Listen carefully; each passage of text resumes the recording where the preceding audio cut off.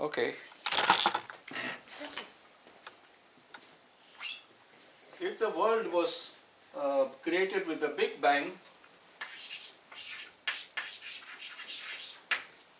30 billion years ago, and 30 billion years after the Big Bang, you and I appeared. So God took so many years to prepare for our coming. 30 billion years. We spend only 9 months to prepare for the coming of a baby, and we think it's a big deal. But God spent 30 billion years from the time He said, I want to create. Corinne, I want to create. I want to create. I want to create. I want to create. How should I do? Let's start preparing. 30 billion years. And every aspect of the 30 billion years, all the matter, all the spirit, all the events that happened and happened and happened and happened was just to help you. Just as a mother prepares for the coming of a baby, to help the baby, she'll go and buy some diapers, she'll go and buy a carriage for the baby to walk or to run.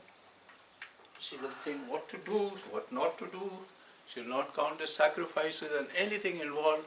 Just the baby is coming, the baby is coming, the baby is coming. And so God took 30 billion years so that we could appear on this planet. Imagine the insanity of that love. Everything has been created for man. Everything. And do you think that everything is created so that man could go to hell? Impossible. He can go to hell if he wants to go. That's another story altogether. But God has not created the whole so that somebody could be, forget about hell, could be separate from Him. Never in his wildest dream did he desire even one. There's more joy in heaven over one sinner who repents than of the 99 who do not come. So, my dear friends, just you meditate on this. God took 30 billion years to wait for you to come on this earth. So,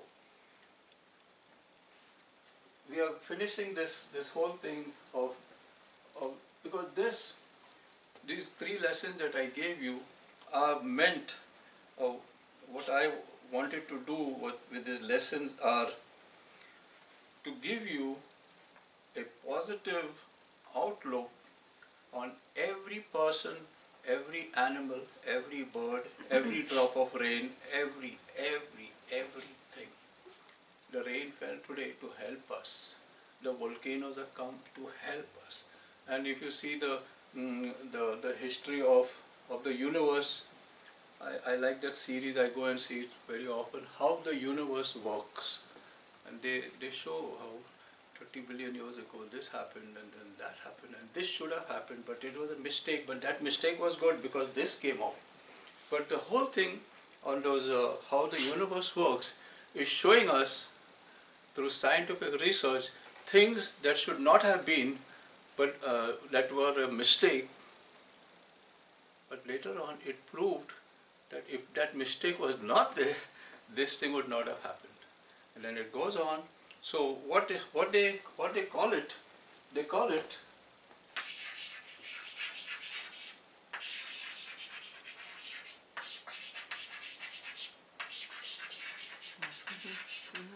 the principle of chaos. Order comes from chaos. So everything begins in chaos, and then the chaos settles down, and then order comes. And then order again goes down, and chaos settles down. Can you see the history of the politics of the world? There suddenly come Martin Luther King, order has come, and then it breaks down. Then another guy comes, Mother Teresa comes, it breaks down and it goes, order. So there's a constant God bringing out order from the chaos. So everything is here to help you. If you can say to yourself throughout the day, you meet someone, okay, she is here to help me, whatever she does. The other day, somebody came to me and he said, I need some help. I said, what? You know, once long time ago, about a year and a half ago, I helped one person. And I felt good about it. But I carried on helping her, and so she now came twice and 3 times and 4 times. And now she's reached the conclusion that she's given me more work and more work and more work. So she's saying, Father, am I doing good or am I a doormat? So I said, you're the second, you're the doormat.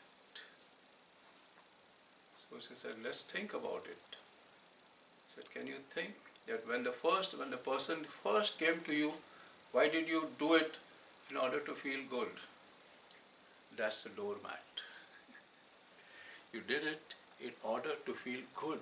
You didn't do it to help the person and to do it out of love.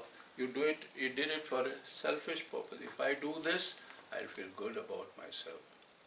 And so that person knew that you are not indebted to her. She's making you feel good about yourself.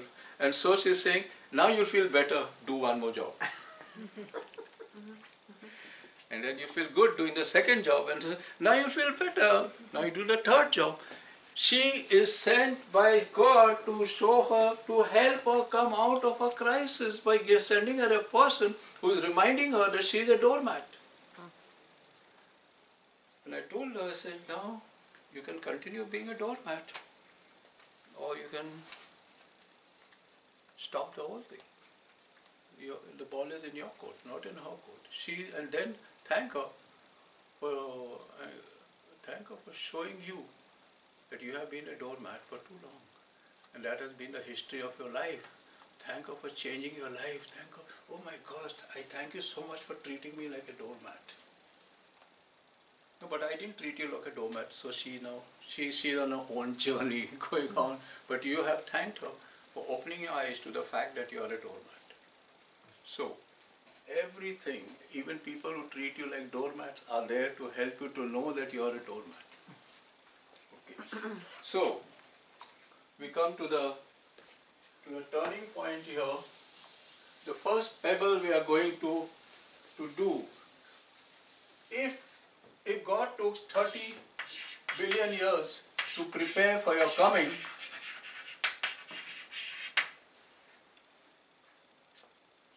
so, and you trust that the whole universe has been geared for you coming, for you marrying the person you married, for you living in Croton-on-Hudson, for you being in this community, for you being in this church. Everything has been pre-planned. So therefore, why don't you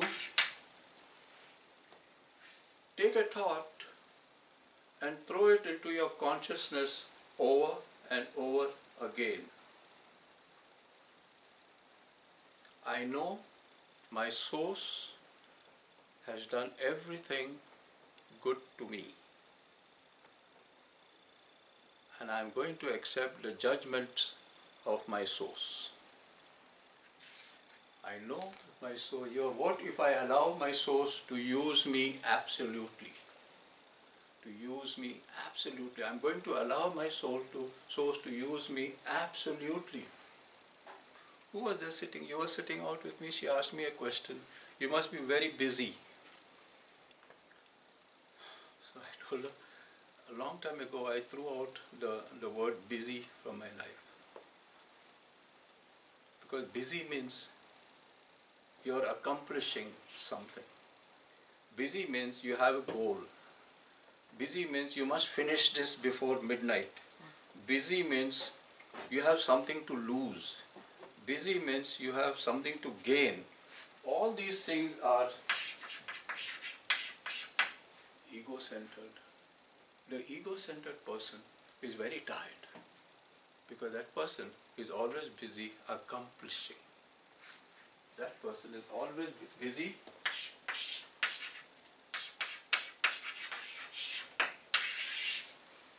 doing, doing, doing, doing, doing. This person has forgot to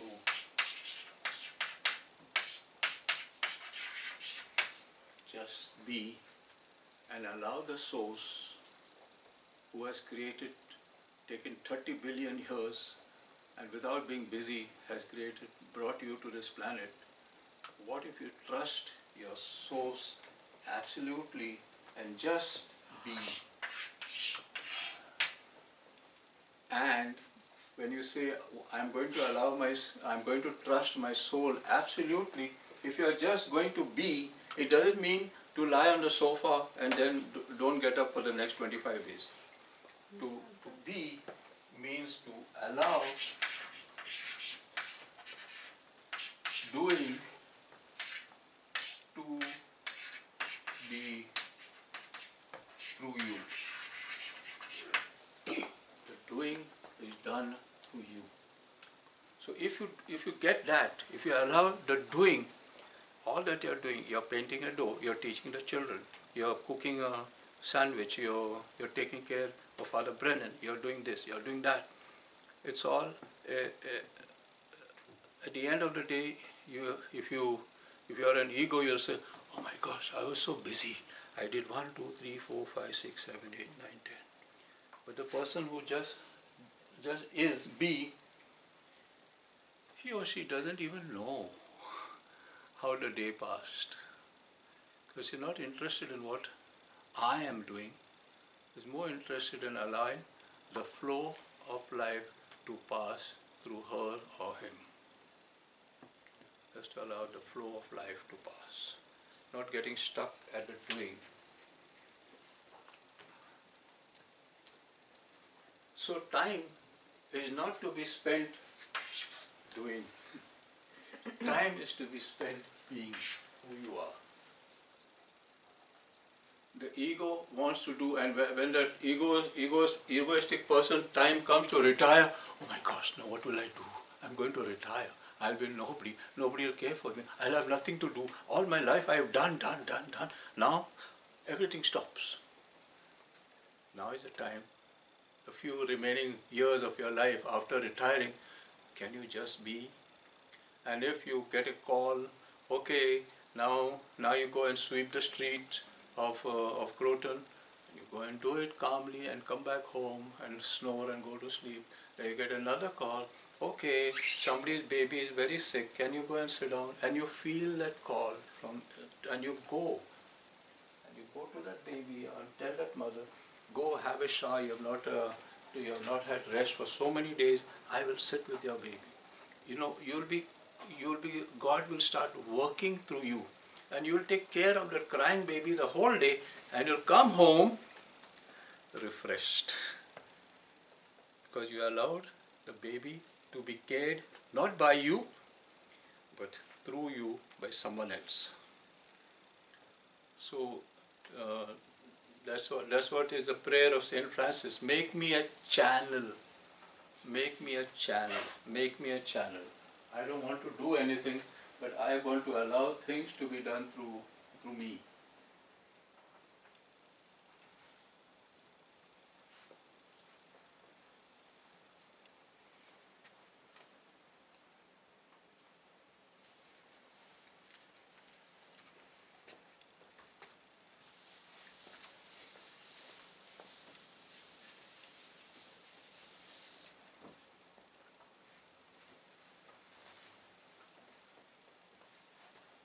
Once you accept the fact that you are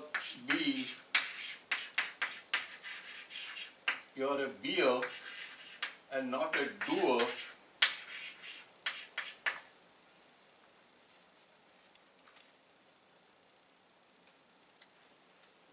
and you get that being is of infinitely greater value to you than anything else. So this, therefore, the doer is your ego, which I write with. Here is your higher self, your consciousness, the life that you have. That is the being. Now, this part of you is highly blessed. This part of you is always awake. This part of you is enlightened. This part of you is holy. What we call in our Christian terminology, we call this the voice of conscience. Everybody has it. The voice of conscience tells you, you're taking the wrong step. Can you? But then the ego says, "Shut. That's not practical. Let's do something practical." Okay, it is Sunday. You have to go to church? No, that's not practical. I have a practice. That's practical. So that's where you begin to see whether you're a beer or a doer. And so listen, therefore, this self has come equipped from heaven with all the infinite wisdom that God can give you. So God, like suppose your son or daughter is going for a camp, and she is about 12 or 13 years old. What you'll do? You'll prepare everything. You say, "Have you taken your socks? Have you taken your this? Have you taken some food? Have you taken some money? And you'll pack up the whole thing." So God, before sending us on this planet, gave us all that is needed for us to work here. But you and I said, and our parents said, "You have to get a degree." Our parents said, "You have to go to the 4th grade and 5th grade." Our parents said, "You must have a career. The better the career, the more happy you will be." And we all got careers. We all got. How happy are we really with that? We get moments of satisfactions, but then we are back. Listen to the wisdom that is already within you, to your higher self.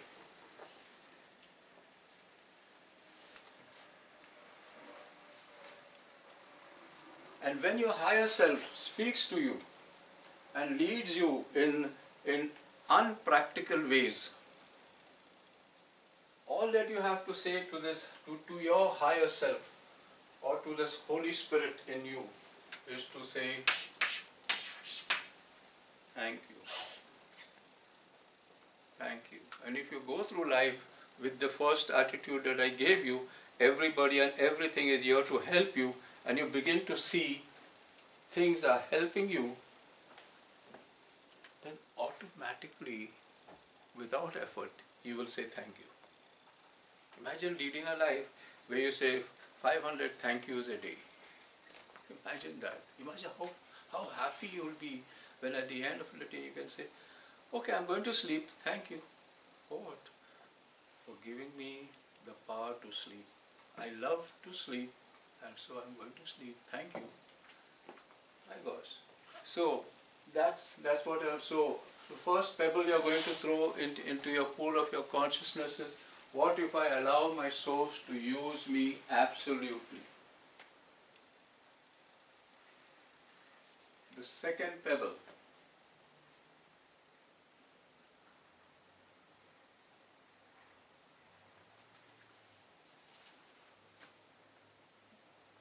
something is not correct.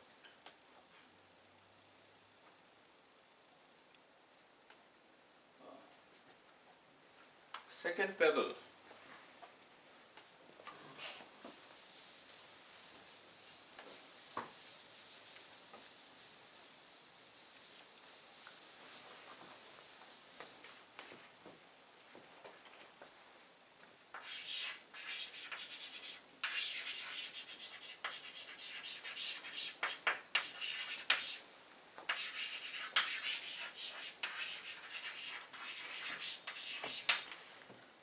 We did our first lesson or second lesson on being awake.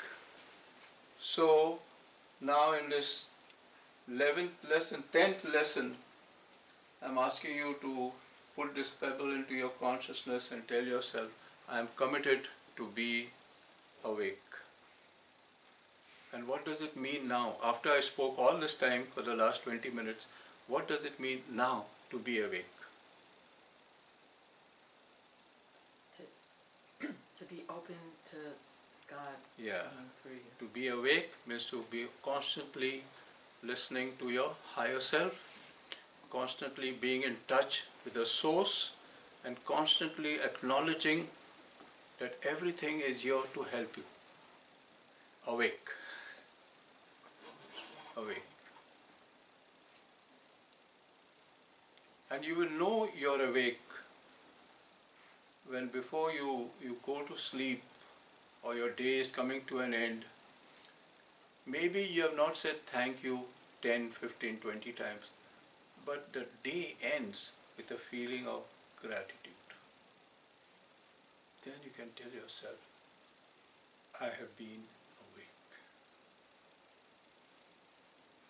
Gratitude is a very, very beautiful measurement by which you can measure how close to God you are, how far you are from Him, how you're applying the love, how you're doing anything, it has to end with gratitude.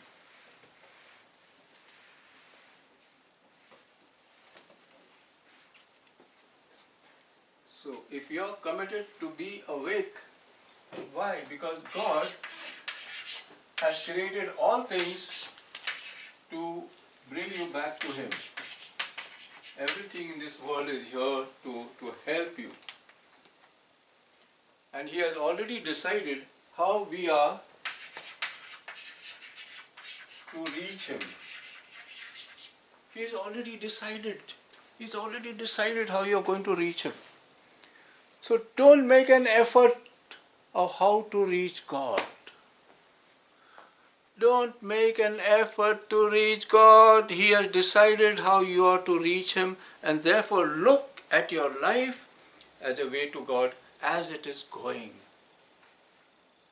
Again, gratitude. If you begin to look at your life, this is the way, okay, now my life is to sit down here and this is the way God has made for me. You came in the rain, this is the way God has made for me. And I'm grateful for the rain, I'm grateful for the car, I'm grateful for the class, I'm grateful for the lights. So, we do not have to make an effort to reach God. You know what? Most of the religions, sometimes even our Catholic religion, consist of efforts to reach God. Very sad. Very sad. In the story of the lost sheep, the sheep is lost, but the sheep is so wise. Sheep is so wise.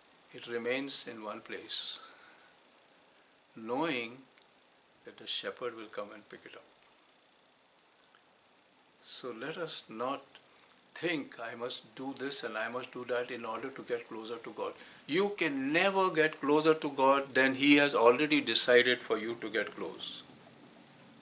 So get out from there. Those are fairy stories. Those are meant for Montessori children, not for us. Your greatest treasure that you have is that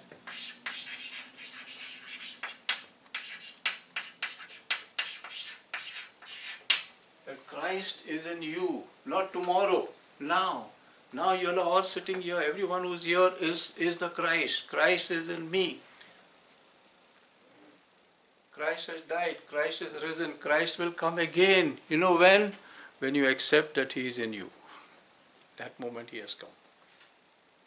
The early Christians made that mistake. They thought Christ will come again very soon. So they sold everything and they had nothing left. But Christ did not come so soon. Then they came to know. It took them 200-300 years to change that concept of Christ is going to come again today. No, He's not going to come again. He's going to come again. He's already come again in us. To the extent that we accept the Christhood, which means accept the sonship, accept that we are not separate from God, accept that God and I are one, to that extent we are the Christ. So let us not, feel bad about saying, I think I'm on the way to be a Christ. I think, and the Father wants you to do that. That is not a sin of pride. It's a sin of it's a virtue of humility to say, I am my Father's child. I am my Father's child. I am His daughter. I am His son. I am a being like Himself. I am. And Christ came into this world to make us other Christ.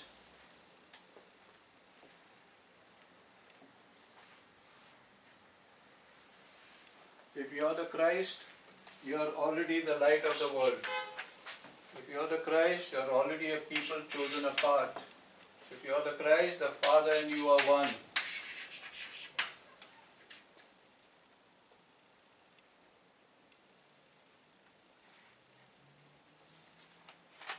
So do not be afraid to extend the Christ who is in you to others.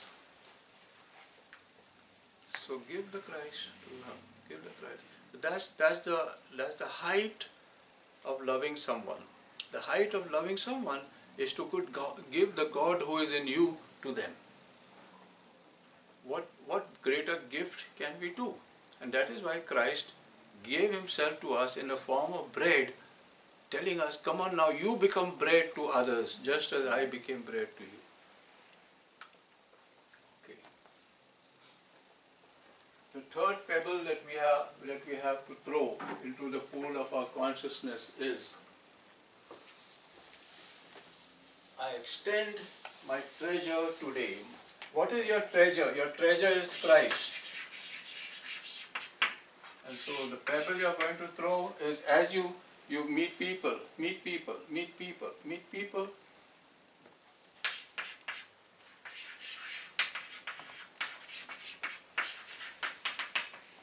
I give Christ to so and so. I told you the story of my grandmother that prompted me to become a priest. I think I told you. It's okay. Told the other class. Okay. My grandmother, when I was 3 years old or 4 years old, we used to go to church. She used to take me and go to church. And the church was about, say, 2 or 3 or 4 blocks away. And I had to go her, not for the church, I was 4 years old, because I loved that woman. Even today I love her. So, after Mass, she used to say, my pet name was Nelu. Nelu Cholia means Nelu, let's go, in my Konkani, my language, native language. Cholia, kui wadai, where you're taking me? We are going to Joachim's house. I want to go home. We come to Joachim's house, and so we climbed up 3, because in India we don't have elevators and all. We climbed up 3 4 of steps. And then she went to Joachim, knock at the door. Joachim is there with his wife and children, everybody. Okay, he's saying, please sit down here, we are coming. Meantime, they're getting ready to send the children to school. The morning racket is going on. And then after 15-20 minutes, I'm sitting down there, looking at her, when she's going to get up, She never got up. 15-20 minutes, finally she said, let's go. And she didn't even say hi to those people. They did not even say hi, because they were busy. This went on for months and years, at least 2-3 years. When I grew up, I asked her, what was that racket about, going to somebody's house, just sitting down there? I was terribly bored. Now I got the guts to ask you why you used to do that. And this is what she told me, this one. See, when I go to church, I receive Holy Communion. And she said that Holy Communion remains in my body till it gets disintegrated in my body. So it remains for half an hour. That was her understanding 70 years ago. So I take Christ who is in me to those people, because they never go to church. So she became like a tabernacle of Christ, going and sitting down there and praying to Christ to bless the whole house, because they have not come to church. So I bring Christ to them. Wow. So she brought Christ to them in that form, teaching me this lesson that I am giving you today is Christ is in me, and I have been called to give Christ to Chris. And so I give Christ to Chris. We are not called to give anything else to anybody except the Christ. Are you ready to do that? And so in every word that you talk, you give Christ. In every thought that you have, you give Christ. In every action that you do, you only do it because I give Christ to my brothers and sisters. So this thing that you're going to allow to flow through you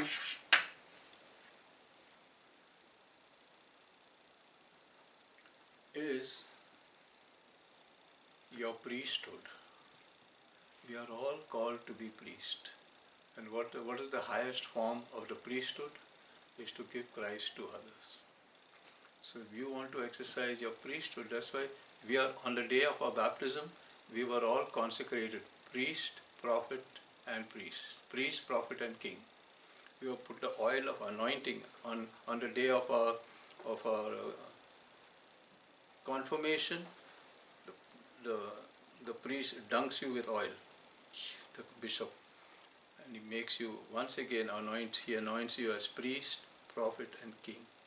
So we are all different types of priests. So you have the priesthood in which you can offer Christ to everyone, non-stop.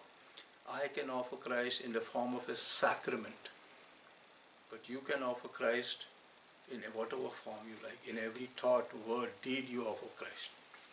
Are you going to reject that job? That is the greatest career in the world, to be a distributing agent of Christ.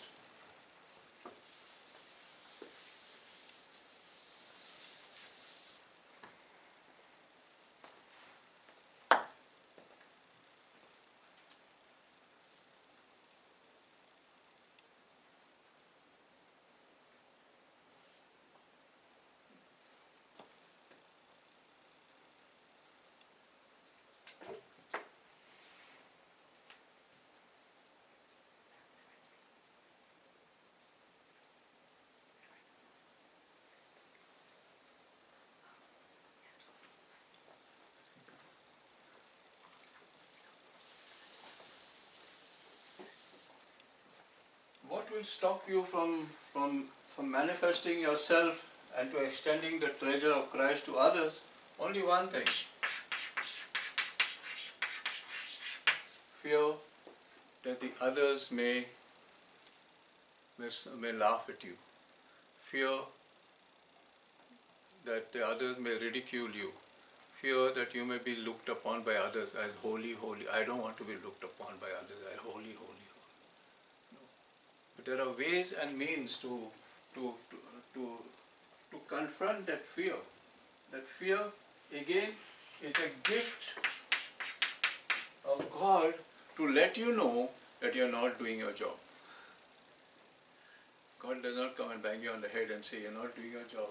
You will know every time you have fear, stop at that moment and say, where am I refusing to extend Christ to someone? And how am I doing it? Oh, I got it. That way you begin to take a hold of yourself. Fear comes in many disguises. First of all, it comes through insecurity. Fear comes from poor self-esteem. Fear comes from doubting yourself. I am not good enough, the others are better than you. Once you say I am not good enough, it means that you are doing the job. But if you say I am not doing the job, Christ is doing it through me, so who's good enough? Never start that hocus pocus, I am not good enough, somebody is good enough. No. Only if you are convinced that Christ is working through you and the Father wants you to do that job, who cares? Who cares? We should not have a care in the world. I do all things in Christ who strengthens me. So doubt, poor self-esteem, insecurity, fear, then self-judgment, self-judgment, procrastination, I will do it tomorrow. All these are signs of fear.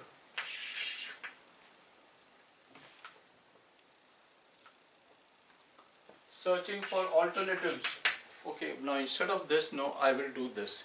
In that you're trying to please your conscience. Actually, you want to run away from the job. Instead of running away directly, you're running away roundabout way. So all these things, my dear friend, it is now for you to stop allowing the ego and fear to rule your life. It is time to recognize fear when it comes and become fearless. The one who is fearless is really a very humble person. The one who's fearless is really a peaceful person. The one who's fearful is an angry person. The more fear there is, the more anger you have. The one who is cruel to others and keeps on judging and judging and judging is full of insecurity. The insecure person is the most vicious person in this world because they are insecure. All they are doing is defend themselves. And how do they defend themselves? As if they are going to defend their lives. And if they want to, and if their life is at stake, they will kill you. An insecure person is like somewhat crazy person. Means it depends on the depth of insecurity. So,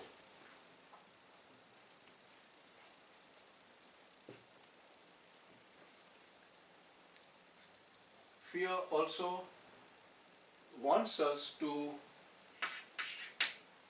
wants other people to have a good opinion about themselves. So, for example, I am giving you this class. You know why? So that you will have a good opinion about me. She's smiling. Am I giving this class so that you will have a good opinion about me? Or am I giving this class because I feel happy doing it, and in that I'm giving you Christ? Because if I would continue and doing the class in order to feel good about it, and in order that you should respect me, or you should love me, or you should be, then all of you all would have gone away after 2-3 classes. So we are not here to that. That again comes from fear. A lack of self-acceptance. When I have not accepted myself, then I want you to accept me, I want you to accept me, I want you to accept me, and I feel bad when, oh my gosh, somebody spoke negative about me. Why are they speaking negative about me? I'm so good. They should not speak negative about me. Oh my gosh, dirty people. Whatever you do, they are never pleased. You can't please everyone, blah, blah, blah, blah, blah. All to get rid of that fear that that you have to come into this world to please others.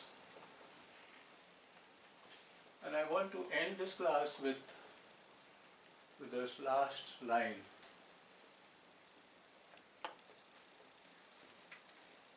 Let nothing unlike love remain in your being. And if you find something unlike love, welcome it and let it go.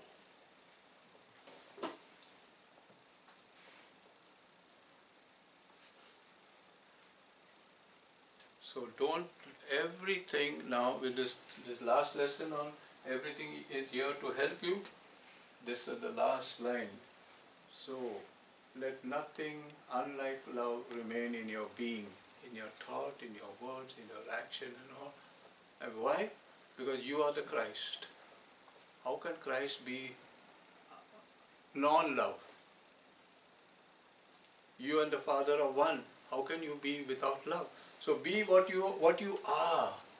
And if you find something unlike love, okay, welcome it. No big deal. And after welcoming it, say, okay, now it's time for you to go. And that, my dear friends, is the end of the class for today. Thank you, Father.